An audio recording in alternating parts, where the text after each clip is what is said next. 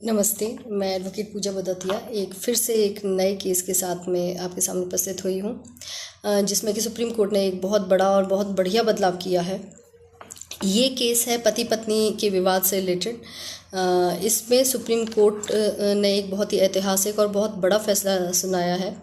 इस केस में जो पत्नी है वो आईपीएस अधिकारी है और पत्नी ने झूठे आरोप अपने पति और अपने पति के परिवारजनों पर लगाए, जिसमें कि सुप्रीम कोर्ट ने आईपीएस अधिकारी पत्नी को सार्वजनिक माफ़ी मांगने का आदेश दिया है अपने पति से और पति के परिवार वालों से।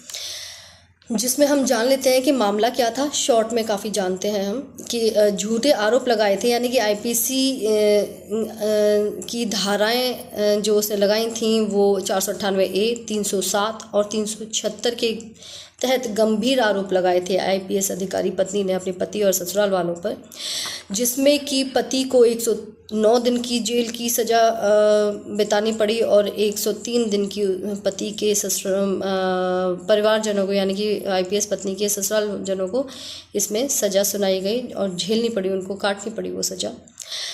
अलग उनका रहना था 2018 से, यानी कि दोनों पति पत्नी 2018 से अलग रह रहे थे।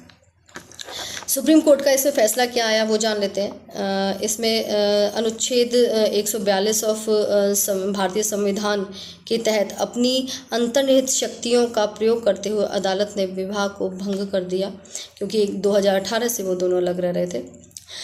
सभी मामले रद्द किए गए, यानी कि पति पत्नी के बीच चल रहे सभी आपराधिक मामले जो भी थे दीवानी मुकदमे के, वो रद्द किए गए हैं।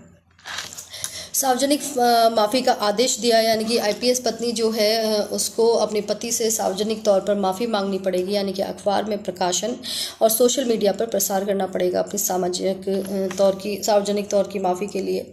यानी कि अखबार में जो प्रकाशन के लिए बोला है वो एक प्रसिद्ध अंग्रेजी और एक हिंदी समाचार पत्र के राष्ट्रीय संस्करण में माफ़ी प्रकाशित करने का आदेश दिया है।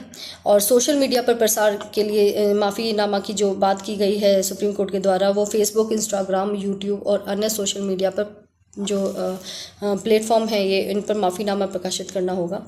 कोर्ट ने कहा कि यह नैतिक क्षतिपूर्ति का रूप है जो कि पत्नी को अदा करना पड़ेगा अपने झूठे मुकदमे जो उसने अपने पति और उसके परिवारजनों पर लगाए हैं उनके लिए।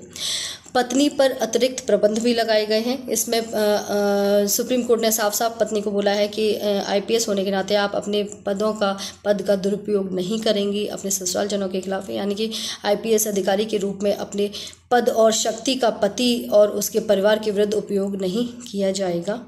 और तीसरे पक्ष के माध्यम से प्रताड़ना नहीं दी जाएगी पति और अपने ससुराल वालों को, यानी कि